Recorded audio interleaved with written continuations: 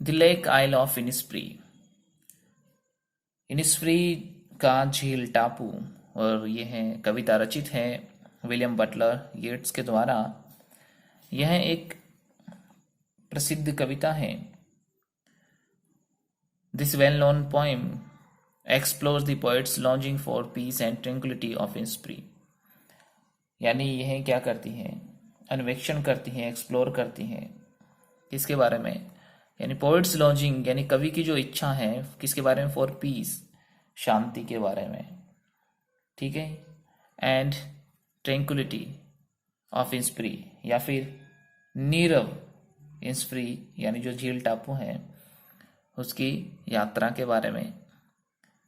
A place where he spent a lot of time as a boy, जहाँ उसने, जब वह एक लड़का था तो उसने बहुत सारा समय व्यतीत वहाँ किया था उस जगह के बारे में। और यह कविता क्या है, एक लिरिक है। इसमें कवि के खुद के मनोभाव हैं, उसके विचारों की झलक इसमें देखने को मिलती है, यानी एक गीत है। तो पहला स्टेंजा शुरू करते हैं। I will arise and go now.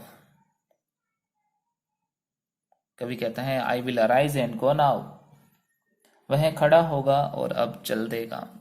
And go to Innisfree, अब वह इनिस्फ्री के लिए चल देगा। And A small cabin build their, और क्या करेगा वहां जाकर, वह एक छोटा केबिन बनाएगा वहां पे। वह कहता है कि वह एक छोटा केबिन बनाएगा ऑफ क्ले। किसका होगा वो केबिन, क्ले का।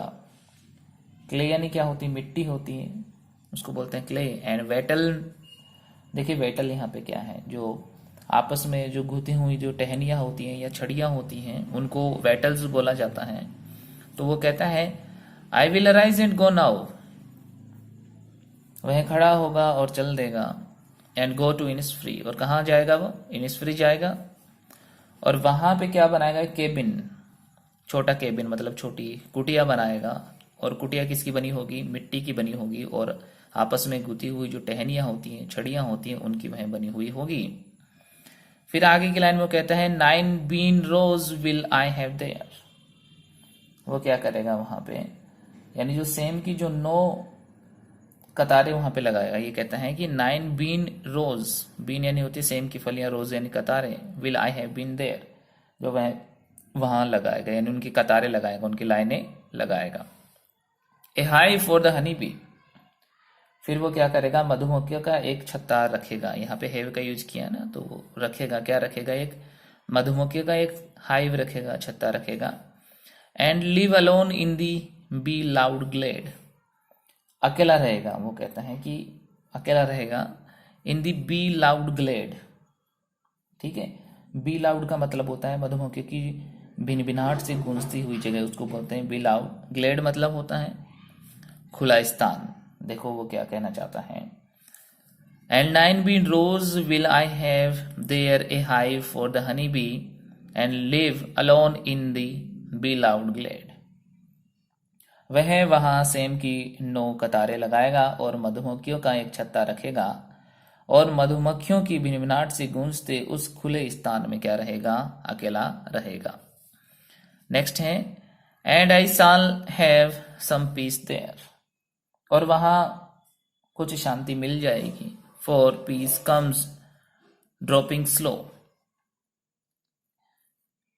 और वो कहते हैं कि for peace comes dropping slow, क्योंकि शांति, शांति क्या करेगी, जो टपकती हुई, ड्रॉपिंग स्लो धीरे धीरे टपकती हुई।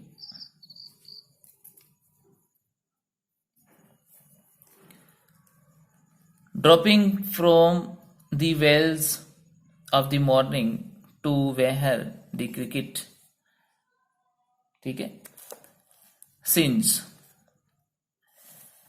There midnights all a glimmer and noon a purple glow and evenings full of the linnet's wings, ठीक है। देखिए and I shall have some peace there, मुझे वहां कुछ शांति मिल जाएगी। For the peace comes dropping slow, dropping from the wells of the morning to where the cricket sings। वो कहता है वह सुबह के घूंघट से बूंदों जैसी टपकती आती है। यानी जो शांति है, शांति के बारे में कहता है, क्योंकि शांति टपकती बूंदों की तरह मंद गति से आती है। For peace comes dropping slow, यानी शांति है वो धीरे धीरे टपकती हुई आती है। और dropping from the veils of the morning, किसकी तरह से, जो वेल्स है, घूंघट है किसका, सुबह का जो घूंघट है, यानी सुबह के घूंघट से बूंदों जैसी टपकती आती हैं।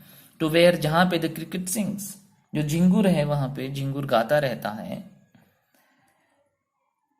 There Midnights all glimmer, midnight यानी मध्य रात्रि, अर्धरात्रि, वहां अर्धरात्रि में भी सभी जगह एक मंदिम प्रकाश रहता है। यानी वहां पे क्या रहता है, ग्लीमर रहता है, मंदिम प्रकाश वहां पे रहता है, उसको बोलते हैं मंद प्रकाश, धीमा प्रकाश उसको बोलते हैं। And Noon A purple glow, और दोपहर है वो एक बैंगनी रंग की चमक रहती है। यानी दोपहर में क्या होता है, बैंगनी रंग की चमक होती है वहां पे। And evenings full of linnet's wings, और जो इवनिंग्स हैं, जो सायकाल है, वो लिनिट पक्षियों के पंखों से भरा रहता है। यानी ये पक्षी वहां पे कलरव करते रहते हैं, चहचहाते रहते हैं, इसलिए यहाँ पे लिनिट का यूज किया है। देखिए एक बार वापस समझ लेते हैं इसको। And I shall have some peace there, मुझे वहां को शांति मिल जाएगी। For peace comes dropping slow, और वो शांति कैसे आती है, धीरे धीरे ड्रॉपिंग करती हुई, टपकती हुई। Dropping from the veils of morning, यानी सुबह के घूंघट से बूंदों जैसी टपकती आती हैं। वेयर द क्रिकेट सिंग, जहां पे झिंगुर गाता है। देयर मिडनाइट्स ऑल ग्लिमर, और वहां पे मध्य रात्रि में एक मंदिम प्रकाश रहता है, हल्का प्रकाश रहता है। And Noon A purple glow, और दोपहर में एक बैंगनी चमक रहती है। एंड इवनिंग्स, और सायकाल, यानी जो इवनिंग्स होती है वहां पे फुल ऑफ लिनेट विंग्स, वो भरी होती है किसके, लिनेट के विंग्स से, क्योंकि वो पक्षी वहां पे आते हैं, चहचहाने लगते हैं, कलरव करने लगते हैं, इसलिए। और जो लास्ट है इसका, I will arise and go now, मैं खड़ा होऊंगा और अब चलूंगा। For always night and day, क्योंकि हमेशा रात और दिन। I hear the lake water lapping with low sounds by the shore, शोर यानी होता है किनारा। वो कहता है कि मैं अब उठूंगा और चलूंगा, क्योंकि हमेशा रात और दिन, नाइट एंड डे, वो क्या करता है, आई हियर, मैं सुनता हूं, क्या सुनता हूं, कहता है कि मैं शोर पे, ये लिखा हुआ शोर, शोर यानी तट पे, किनारे पे क्या करता है वो, the lake water, lake water नहीं होता है झील का पानी, वो क्या करता है, लेपिंग विद लो साउंड्स, यानी धीमी आवाजों में छप छप करते हुए। यानी वो कहता है कि मैं अब खड़ा होऊंगा और अब चलूंगा, क्योंकि हमेशा रात और दिन में तट पर झील के जल को या पानी को धीमी आवाजों में छप छप करते हुए सुनता हूं। While I stand on the roadway, जब मैं सड़क पर खड़ा होता हूं, यानी जो व्यस्त सड़क है वहां पर, वो कहता है कि जब मैं उस पर खड़ा होता हूं। और ऑन दी पेमेंट्स ग्रे, और जो पेमेंट है वहां पे, पेमेंट का मतलब क्या होता है, देखिए जो पैदल चलने का स्थान होता है उसको बोलते हैं पेमेंट, वो क्या हो गया है वहां पे, ग्रे हो गया है। ग्रे यानी होता है स्लेटी, यहाँ पे कवि ने यूज किया है कि वो एक अब उबाऊ और निराशाजनक है, इसलिए वो वहां पे ग्रे रंग का यूज करता है। और on the payments grey I hear it in the deep heart score, मैं इसे हृदय के गहरे केंद्रीय भाग में सुनता हूं, यानी अंदर ही अंदर में इसे सुनता जाता हूं। एक बार वापस समझिए। I will arise and go now for always night and day, I hear the lake water lapping with low sounds by the shore, while I stand on the roadway or on the pavements grey, I hear it in the deep heart score।